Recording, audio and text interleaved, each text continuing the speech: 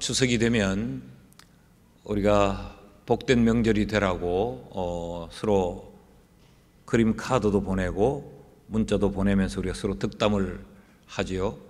저도 누구에게인가 그렇게 했고 우리 교인들에게도 그렇게 보냈고 저도 그런 이제 여러 카드와 문자를 받는 중에 다시 한번 곱씹어보게 할 만한 문자를 하나 받았습니다. 2022년 추석을 살아서 맞이할 수 있음은 하나님의 은혜입니다. 어떻게 보면 지극히 정상적인 일 아닙니까? 살아있기에 2022년 추석을 맞이하는 것인데, 그리고 살아서 2022년 추석을 맞이하는 것이 하나님의 은혜인데, 이걸 다시 읽어보게 만들고 다시 읽어보게 만들어요. 2022년 추석을 살아서 맞이할 수 있음은 하나님의 은혜이다. 우리가 살아있다는 것이 하나님의 은혜라는 거지요. 여러분, 그러고 보니까 정말 하나님의 은혜예요. 2022년 한 해 동안 저는 제 동기 목사님 세 사람을 천국으로 먼저 떠나는 것을 보았습니다. 한 사람은 코로나 때문에 결국 일어나지 못했고, 또 한 친구는 평소에 가지고 있는 지병 때문에 세상을 떠났고, 한 친구는 가족들과 이동하는 중에 차량 사고로 세상을 떠났어요.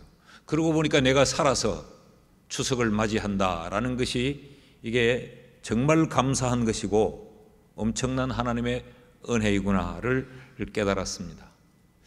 여러분, 우리가 하나님의 은혜를 생각할 때 한 가지 오해하는 것이 있습니다. 우리는 우리가 기도하고 우리가 애써 구해서 받은 것만 은혜이고 복이라고 생각해요. 그러나 사실은 우리가 구하지 않고 그냥 얻은 것, 내가 소원하지 않았는데 하나님으로부터 받은 것들이 훨씬 더 많습니다. 그렇지 않은가요?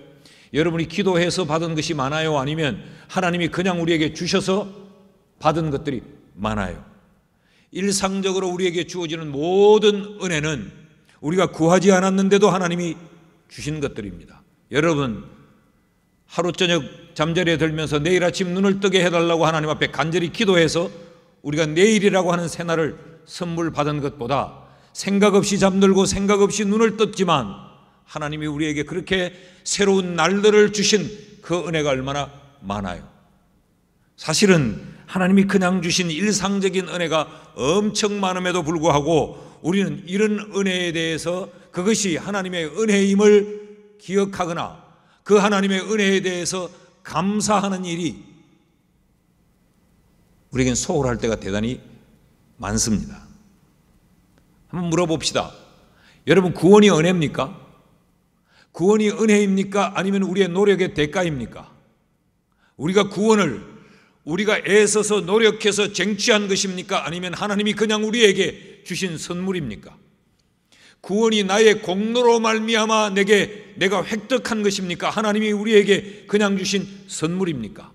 이렇게 질문을 던지고 이 질문에 우리가 이성적으로 대답하면 구원이 하나님의 은혜요, 하나님이 우리에게 주신 선물이라고 하는 것에 모두가 동의합니다. 그러나 우리가 감사의 제목을 적을 때는 구원의 은혜가 빠지는 경우가 얼마나 많은지 몰라요.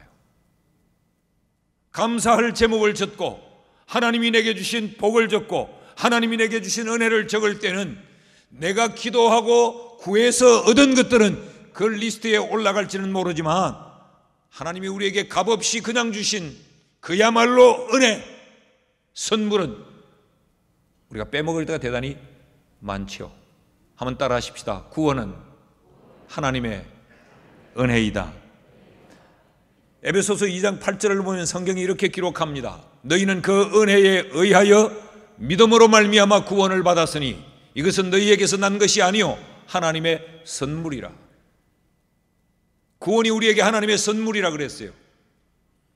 왜 하나님의 선물이냐? 구원이 우리에 의해서 획득된 것이 아니기 때문에 그렇다고 말합니다. 그럼 어떻게 우리에게 구원이 주어졌느냐? 은혜로 인하여, by grace, 은혜에 의해서, through faith, 믿음으로 말미암아. 그러니까 하나님의 은혜 때문에 너희가 믿게 돼서 너희가 구원을 얻었다. 그러니까 은혜가 동력이요, 믿음은 그 동력에 의해 따라오는 자연스러운 현상이었다는 거죠. 더 성경적으로 말하면 우리가 어떻게 구원받았느냐? 하나님의 은혜에 의해서 구원을 받은 것입니다. 구원이 얼마나 큰 선물이요, 구원이 얼마나 큰 축복이냐 말이죠. 그런데 우리는 이 구원을 하나님의 은혜라고 기억하면서 감사 찬양하는 일이 그렇게 흔하지는 않습니다. 그래서 성경은 It is the gift of God, 그래서 하나님의 선물이다, 이건 그냥 공짜로 내게 주어진 것이다, 구원이. 그렇게 성경이 말해요. 오늘 우리가 읽었던 이 본문은 나다나엘의 구원 스토리입니다. 이 나다나엘의 구원 스토리를 통해서 구원이 은혜라고 하는 것을 우리에게 가르쳐요. 우리는 이미 앞서서 안드레가 예수를 만난 이야기, 그리고 안드레가 베드로를 전도해서 베드로가 그의 이름이 시몬에서 게바로 바뀌어진 이야기 우리가 다 살폈습니다. 그런데 성경은 그들이 예수 만난 이야기는 비교적 간단하게 기록을 하더니 이 빌립에 의해서 이 전도를 받고 구원받은 나다나엘의 이야기는 좀 길게 기록을 해두고 있어요. 너희들이 간단하게 생각했던 그 구원, 예수 믿는 그 일이 그렇게 간단한 것이 아니다. 여기에는 엄청난 하나님의 은혜가 여기 담겨져 있다는 걸 우리에게 확인시키고 가르치기 위해서 나다나엘의 구원 사건은 좀 길게 설명을 하고 있습니다. 자, 표면적으로 보면 나다나엘은 빌립의 전도를 받고 예수를 믿었어요. 45절 말씀을 보면 빌립이 나다나엘을 찾아 이르되 모세가 율법에 기록하였고 이미 구약에서 말했고 여러 선지자가 기록한 그의 오실 메시아를 우리가 만났으니 그가 누구냐? 요셉의 아들 나사렛 예수더라. 이 빌립이 나다나엘에게 전도하는 거죠. 그랬더니 그가 예수께로 나옵니다. 47절에 보면 예수께서 나다나엘이 자기에게 오는 것을 보시고 빌립의 전도를 받고 나다나엘이 예수님께로 와요. 그래서 나다나엘이 예수를 구주로 영접합니다. 49절 말씀을 보면 나다나엘이 대답하되 라삐어 당신은 하나님의 아들이시오 당신은 이스라엘의 임금이로소이다. 이 고백을 이어지는 50절에 가면 예수님께서 네가 나를 믿었다라고 말씀을 하세요. 이렇게 보면 나다나엘의 예수 믿은 것, 나다나엘의 이 구원이 하나님의 은혜라는 생각이 1도 들지 않습니다. 나다나엘이 빌립이 전하는 이야기를 듣고 나다나엘이 걸어서 예수께로 가서 예수를 구주로 고백하고 영접했다, 이런 생각이 들어요. 그런데 본문을 다시 한번 들여다보면 나다나엘의 구원은 전적으로 하나님의 은혜예요. 다시 봅시다. 48절 말씀을 보면 나다나엘이 이르되 어떻게 나를 아시나이까? 예수께서 대답하여 이르시되 빌립이 너를 부르기 전에 네가 무화과 나무 아래에 있을 때에 내가 보았노라. 그러니까 빌립이 나다나엘을 만나서 예수를 전하기 이전에 선행적 사건이 있었어요. 그게 뭐냐? 예수님께서 나다나엘을 보셨다는 이야기입니다. 무화과 나무 아래에 있는 나다나엘을 예수님이 먼저 보셨다는 거지요. 그리고 빌립이 그를 불렀다는 이야기는 예수께서 그를 보시고 빌립을 나다나엘에게로 보냈다는 이야기입니다. 46절에 보면 그래서 빌립이 그에게 예수를 말했을 때 나다나엘이 어떤 반응을 보였느냐? 46절 말씀을 보면 나다나엘이 이르되 나사렛에서 무슨 선한 것이 날 수 있겠느냐? 빌립이 이르되 와서 보라 하니. 빌립이 전해준 예수에 관한 이야기를 나다나엘은 받아들이지 않았습니다. 거부했습니다. 그리고 적대감을 가졌습니다. 그에게 편견이 있었던 거지요. 어떻게 나사렛 출신이 메시아가 될 수 있느냐? 받아들이지 않았습니다. 반항했습니다.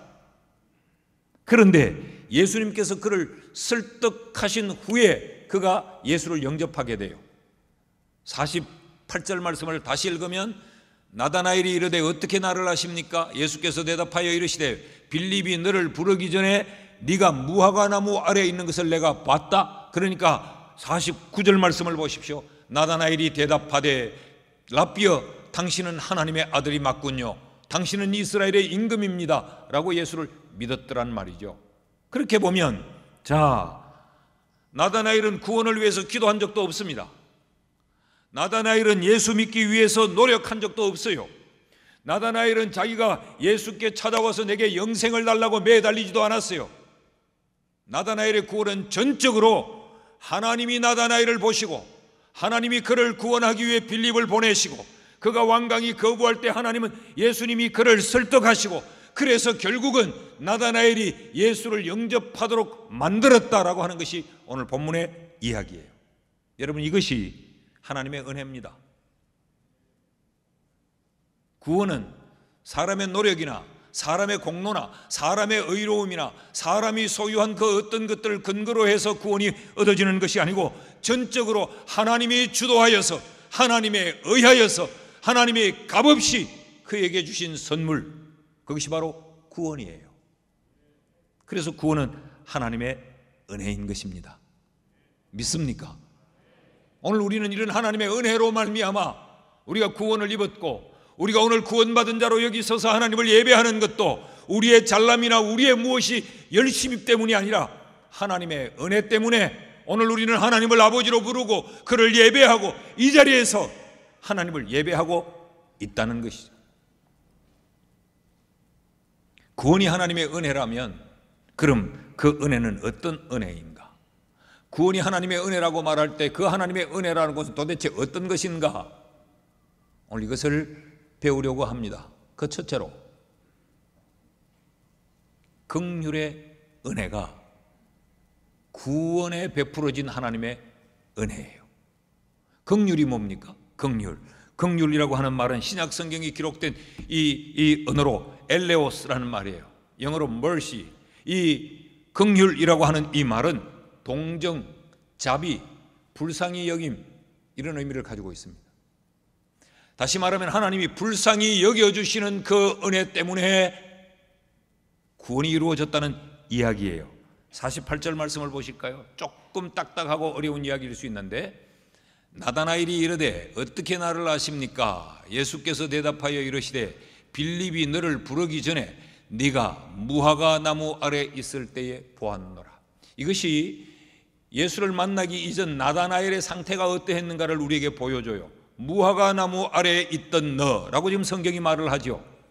성경 속에서 무화과 나무 아래는 늘 갈등과 두려움과 부끄러움의 장소로 사용이 되고 있습니다.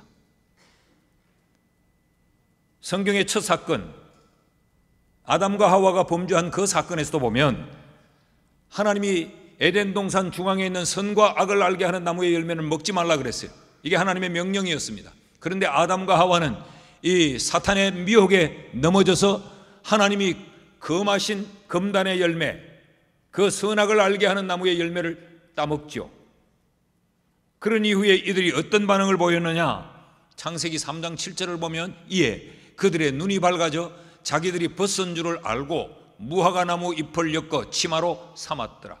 무화과 나무 잎을 따서 치마로 사서 자기들 몸을 가리고 그리고 무화과 나무 아래에 들어가 몸을 숨기고 숨어 있었어요. 그때 하나님이 아담아 아담아 네가 어디 있느냐 라고 아담을 찾으셨죠. 그 무화과 나무 아래 아담이 몸을 숨기고 있었던 그 장소는 죄악의 장소, 죄책감에 붙들려 있었던 장소, 하나님의 낯을 피하였던 장소, 그래서 하나님이 두려워 몸을 숨긴 두려움의 현장, 그래서 이 문제를 어떻게 풀어야 될지 답을 알지 못해 고민하고 갈등하던 갈등의 자리가 바로 무화과 나무 아래예요. 자기 스스로 무엇을 어떻게 할지 몰라 그저 몸을 숨기고 있었던 그곳이 바로 무화과 나무 아래였습니다. 그러니까 그것은 어떤 곳입니까? 실수와 허물의 현장이요, 죄책감을 느끼는 괴로움의 현장이요, 하나님의 낯을 피한 두려움의 현장이요. 그러니까 결국 그곳은 하나님의 자비와 하나님의 용서, 하나님이 긍휼히 보아주시는 하나님의 긍휼의 은혜가 필요한 장소가 바로 무화과 나무 아래예요. 나다나엘이 무화과 나무 아래에 있었다라고 하는 말은 나다나엘이 그곳에서 인생의 모든 숙제와 의문을 끌어안고 고민하며 갈등하고 괴로워했다는 이야기입니다. 도대체 영원한 생명은 어떻게 얻는 것일까? 나는 어디서 왔으며 나는 어떻게 살다가 나는 내일 내 인생이 어떻게 될 것인가? 자기 인생에 대해서 아무것도 아는 것이 없어 불안한 가운데 그의 미래에 대해서 두려워 떨면서 그는 자신의 삶이 율법적으로 온전히 의롭지 못하다는 것 때문에 갈등하면서 무화과 나무 아래서 깊은 고민과 시름에 빠져 있었어요.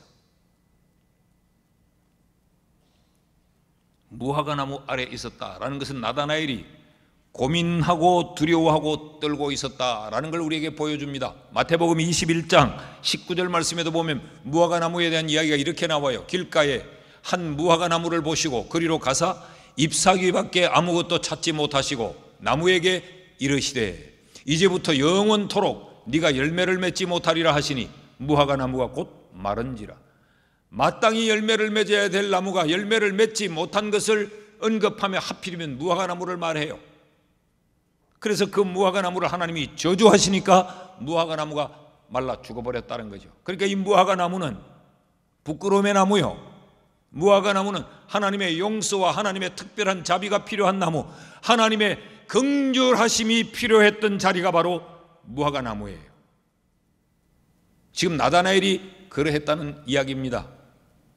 자, 그런데 그런 나다나엘을 주님이 보았다라고 말씀합니다. 48절 말씀을 다시 보니까 빌립이 너를 부르기 전에 네가 무화과 나무 아래 있을 때에 내가 보았노라. 여기 보았다라고 하는 이 말, 에이도라고 하는 이 헬라어는 눈으로 보았다라고는 단순한 봄을 말하지 않아요.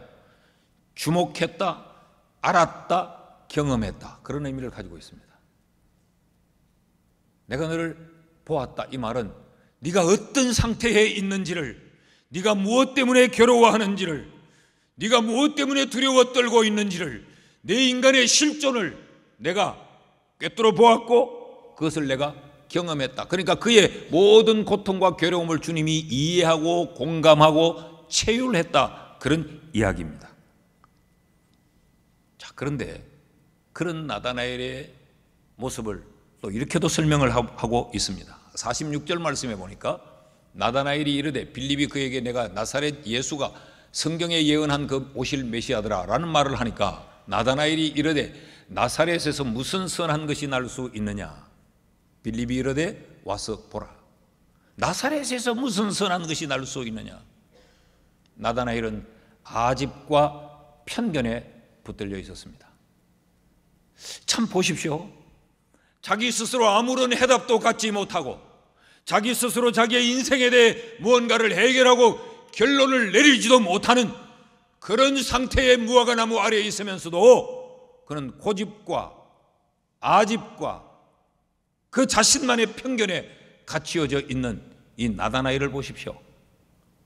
여러분, 이것이 나다나엘만이 아니고 어쩌면 우리의 지난날의 모습이요 오늘의 모습일 수도 있습니다. 무능력하면서도 무지하면서도 자기 스스로 자기 문제는 아무것도 해결하지 못하면서도 남들에 대하여서는 천하를 다 꿰뚫어 아는 것처럼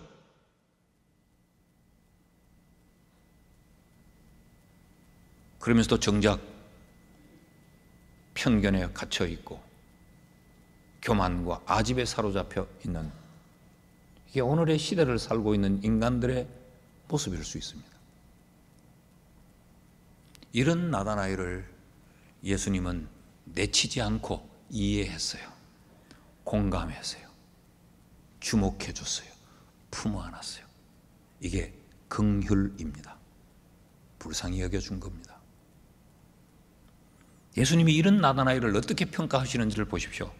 47절 말씀을 보면 예수께서 나다나엘이 자기에게 오는 것을 보시고 그를 가리켜 이르시되 보라, 이는 참으로 이스라엘 사람이라. 그 속에 간사한 것이 없도다. 간사하다라고 하는 이 말은 돌로스라고 하는 말입니다. 이 말은 교활하다, 속임에 능하다, 모든 것을 자기중심적으로 자기 합리화를 하다, 꾀부리다, 그런 뜻이에요. 별로 좋은 의미가 아닙니다. 그러면 이 나다나엘은 선했다는 말인가, 의로웠다는 말인가? 아닙니다. 그는 편견에 갇혀 있던 사람, 그는 고집 있던 사람, 자기만의 세계에 갇힌 사람, 교만한 사람, 그런 인간임에도 불구하고 예수께서는 그를 긍휼히 보셨다라는 이야기입니다. 네가 선하지 않아도, 네가 의롭지 않아도, 네가 때묻고 더럽고 추해도 네 스스로가 너를 긍휼히 여기니 나도 너를 긍휼히 여기겠다. 그 이야기예요. 긍휼히 여기는 자는 긍휼히 여김을 받는 겁니다.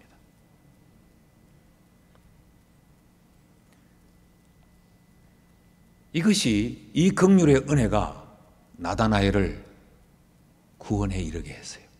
만일에 그때 예수님께서 그를 내쳤다면 그는 구원 얻지 못했어요. 여러분, 나다나엘에게 부어졌던 이 긍휼의 은혜가 오늘 이 자리에 있는 저와 여러분에게도 부어졌다는 것을 아십니까? 우리가 교만했습니다. 아는 것도 없으면서 우리도 예수에 대해서 편견을 가졌고, 우리도 예수에 대해서 무지했고, 우리도 구원에 대해서 아는 것이 없으면서도 세상에서 내가 가장 잘난 것처럼 소리치고, 그리고 혼자서는 무화과 나무 아래서 괴로워하고 밤을 지새우고, 나다나엘이 우리였어요. 이런 우리들을 예수님께서는 꼴보기 싫다고 내치지 않았어요. 웃긴다고 비웃고 조롱하지 않았어요. 주님은 우리를 품으셨어요. 우리를 보시고 이해하고 공감하고 체휼하며 우리를 끌어안고 긍휼의 은혜를 베풀어서 우리를 오늘 하나님의 자녀가 된 이 자리에 있게 하셨습니다.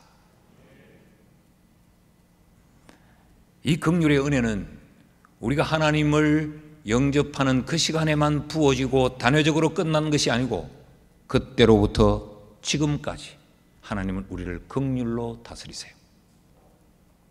만약에 하나님이 행위대로 우리를 갑자고 파리채를 들고 파리를 잡듯이 우리를 대하면 여기 나만 할 자가 누가 있겠어요? 잘못할 때마다 후려잡으면 피바다가 될 거 아니에요. 하나님은 처음 우리를 긍휼로 품어 우리를 구원에 이르게 하셨던 그 하나님의 은혜로 지금도 하나님은 긍휼의 은총으로 우리를 품어 안으십니다. 믿으시기를 바랍니다. 그래서 오늘 목사가 목사의 자리에 서 있을 수 있고, 오늘 장로가 장로의 자리에 서 있을 수 있고, 성도가 성도의 자리에 서 있을 수 있는 것입니다. 혹시 무화과 나무 아래에 계신 분이 있습니까? 그것이 무엇인지는 알 수 없지만 내 삶의 무언가 때문에 고민하고 괴로워하고 밤잠을 못 이루며 갈등하고 해답을 몰라서 두려워 떨고 그러면서 살아온 삶에 대해 수치와 부끄러움과 나의 범죄 때문에 죄책감을 느끼며 무화과 나무 아래서 괴로워하고 있는 분이 계십니까? 하나님이 내게 부어주셨던 긍휼의 은혜를 기억하고 다시 일어서십시오. 자식을 낳아서 키워보면 이 지속적인 긍휼의 은혜를 알 수 있어요. 아이를 태어나면 얼마나 그게 애처로운지 몰라요. 그저 배고프면 그 엄마 젖꼭지 물고 한 모금 젖을 얻어 먹으려고 그 기운도 모자라는 울음을 응애 울어요. 어머니가 그 젖꼭지를 갖다 물릴 때 그게 긍휼의 은혜입니다. 이거 먹어야 산다. 그래 커서 유치원을 갑니다. 부모는 여전히 그게 안타깝고 애잔하고 그래요. 둘째로, 구원이 하나님의 은혜라면 그 은혜는 어떤 은혜인가? 하나님의 긍휼하심이 베풀어진 은혜이면서 동시에 이 은혜는 탈출의 은혜, 벗어나게 하는 탈출의 은혜예요.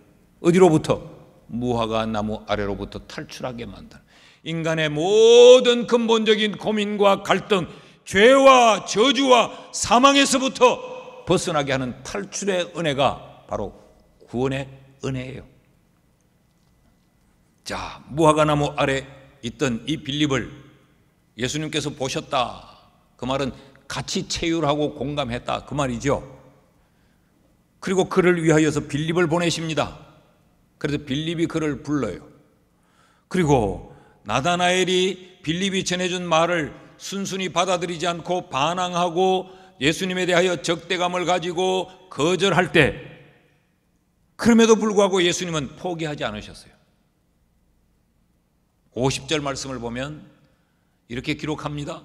예수께서 대답하여 이르시되 내가 너를 무화과나무 아래에서 보았다 함으로 믿느냐? 이 말은 그를 설득하고 그에게 그가 예수를 영접할 수 있도록 주님이 그런 과정을 지나 그가 믿으니라는 이야기입니다. 주님 포기하지 않으셨다는 거죠. 이것이 나다나엘을 무화과나무 아래에서 벗어나게 만드신 하나님의 탈출의 은혜예요. 그게 무슨 탈출의 은혜냐? 그게 무슨 나다나엘을 벗어나게 만든 거냐? 여러분, 고린도전서 12장 3절 말씀을 보면요, 이렇게 기록합니다. 그러므로 내가 너희에게 알리노니 하나님의 영으로 말하는 자는 누구든지 예수를 저주할 자라 하지 아니하고 또 성령으로 아니하고는 누구든지 예수를 주시라 할 수 없느니라. 하나님의 영으로 아니고는 누구라도 예수를 주라고 영접할 수 없다는 이야기예요. 이 나다나엘이 예수를 영접했다는 이유는 하나님의 영이 그를 사로잡아서 무화과나무 아래에 벗어나게 만들어 예수 앞에 이르게 했고 예수를 하나님의 아들로 고백하게 만들었다는 이야기예요. 이 탈출의 은혜가 나다나엘을 구원에 이르게 한 것입니다. 이런 탈출의 은혜는 어떤 이에게는 감동으로 나타날 수도 있어요. 그 감동받아서 예수께로 나올 수도 있고, 또 어떤 이에게는 이것이 하나님의 설득일 수도 있어요. 하나님이 그를 데리고 설득하고 타이르고 가르치고 그럴 수 있어요. 또 어떤 이에게는 하나님이 때리고 패면서 그의 완고함을 깨부셔 항복시키는 항복일 수도 있어요. 이것이 상황일 수도 있고, 이것이 사람일 수도 있고, 이것이 어떤 이에게는 질병일 수도 있고, 어떤 이에게는 사업의 무너짐일 수도 있고, 어떤 이에게는 말씀의 충격일 수도 있고, 그 현상은 다양하지만 이런 모든 현상은 하나님이 죄와 저주와 사망에서부터 벗어나게 만드는 탈출의 은혜라는 겁니다. 이 은혜 때문에 우리는 오늘 여기에 있는 것입니다. 보십시오. 아브라함이 갈대아 우르에서 살고 있었어요. 아브라함의 아버지 데라는 우상을 만드는 우상쟁이였어요. 그러니까 이 아브라함은 어릴 적부터 우상에 파묻혀 살았고, 우상을 보고 자랐고, 우상을 만지면서 놀았고, 우상을 느끼면서 살아서 온통 우상에 젖어 있었습니다. 환경이 그랬어요. 혈통이 그랬어요. 가문이 그랬어요. 이런 아브라함을 우상의 세력으로부터, 우상의 현장으로부터 벗어나도록 하나님이 그에게 탈출의 은혜를 베푸십니다. 그게 창세기 12장 1절입니다.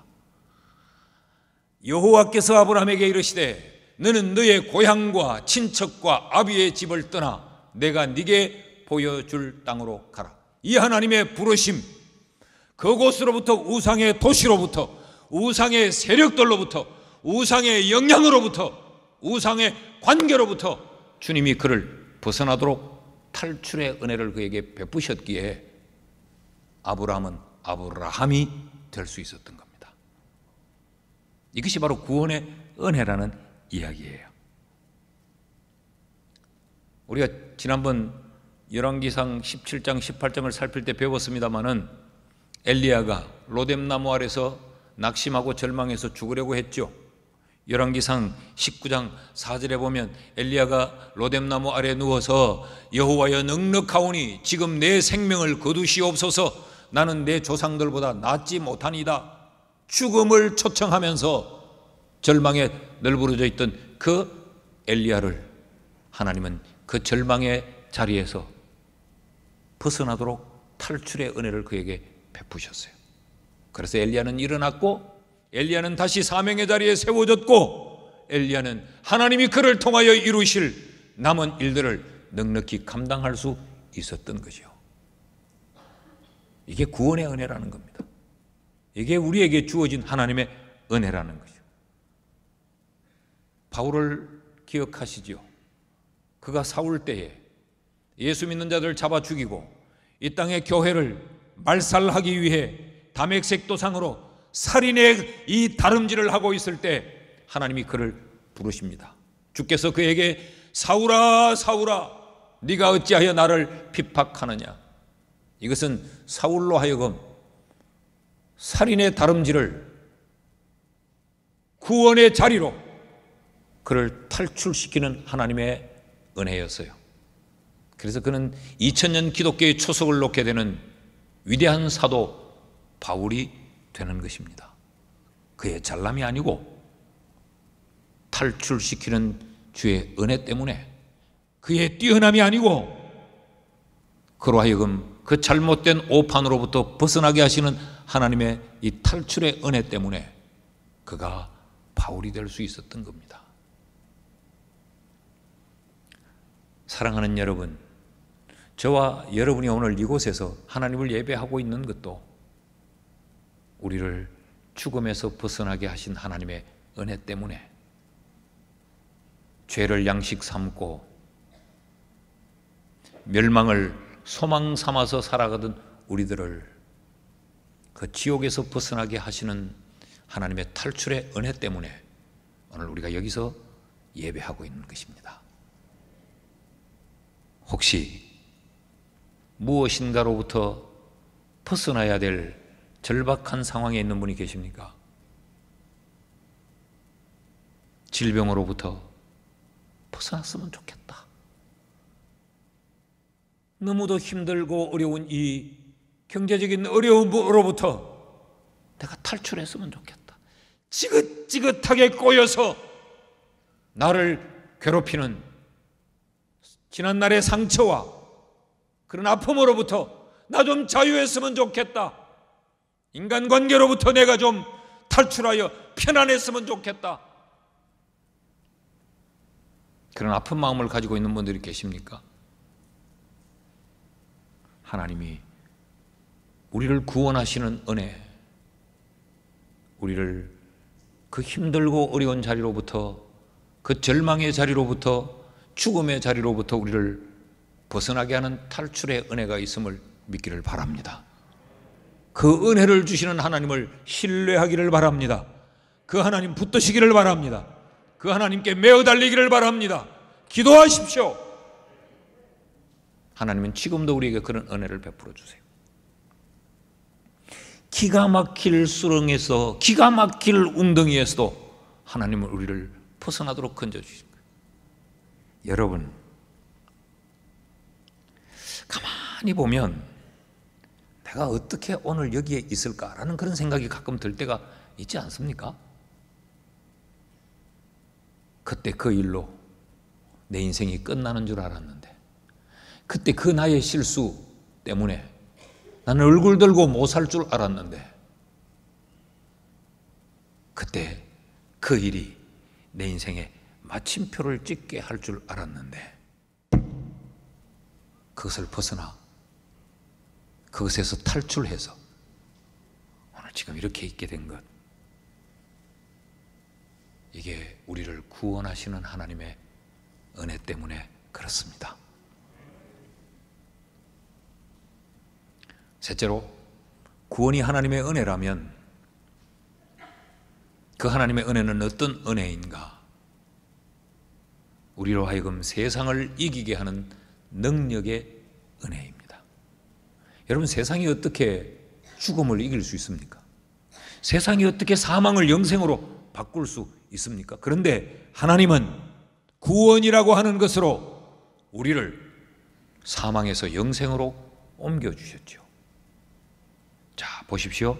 나다나엘이 예수님을 영접합니다. 49절 말씀해 보니까 나다나엘이 대답하되 랍비여 당신은 하나님의 아들이요 당신은 이스라엘의 임금이로소이다. 그러자 이어지는 50절에 예수님이 이렇게 약속하십니다. 예수께서 대답하여 이르시되 내가 너를 무화과 나무 아래서 보았다 함으로 믿느냐? 이보다 더 큰 일을 보리라. 이거는 아무것도 아니다. 너는 이 땅에서 내가 네 무화과 나무 아래에 있는 걸 보았다고 네가 믿느냐? 이거는 아무것도 아니다. 이보다 더 큰 일을 보리라. 그 큰 일이 뭔가? 이어지는 51절에서는 이렇게 말합니다. 진실로 진실로 너희에게 이르노니 하늘이 열리고 하나님의 사자들이 인자 위에 오르락 내리락 하는 것을 보리라 하시니라. 큰 일을 본다고 했는데 그 큰 일이 뭐냐? 하늘이 열리는 것을 본다는 거예요. 이 말은 나다나엘이 예수를 영접하기 이전에는 나다나엘에게 하늘이 닫혀 있었다는 거죠. 그는 땅의 것만 보고 살았어요. 땅의 것을 전부로 알고 살았어요.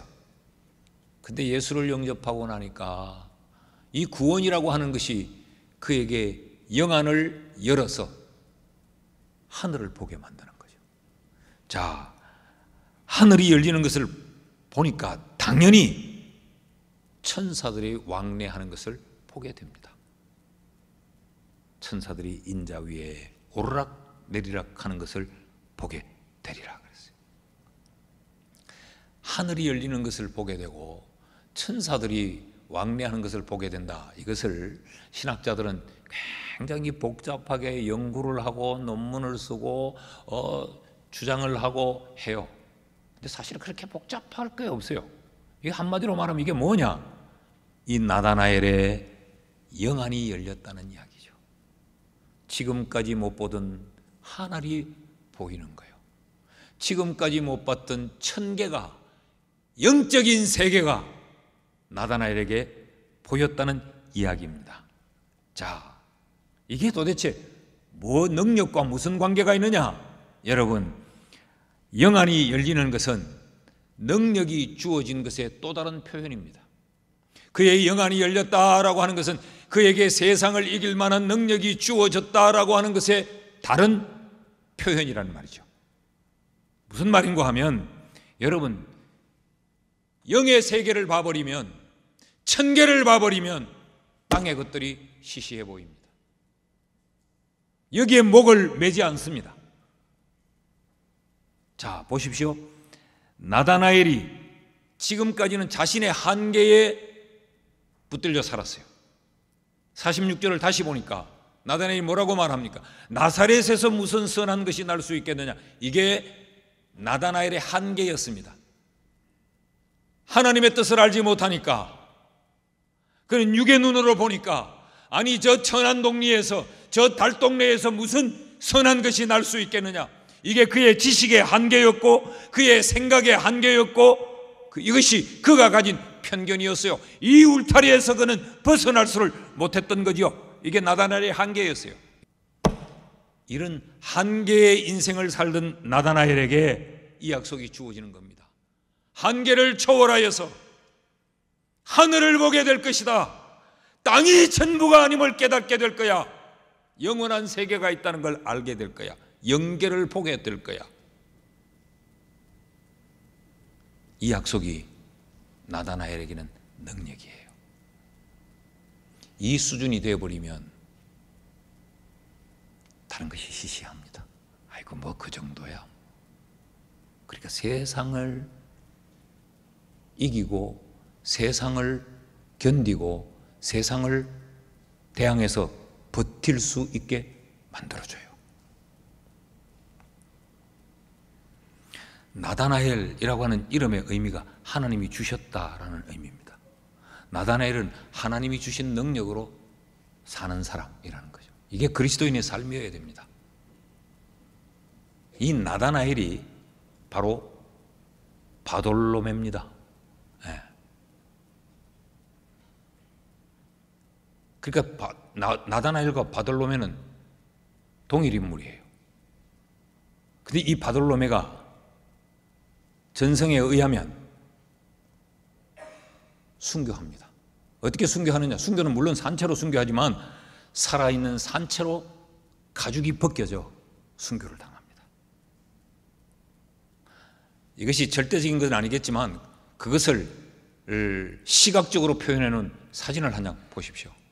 여러분, 이 사진의 제일 아래쪽에 저기 손에 들려져 있는 저것이 바돌로메의 가죽이라는 거죠.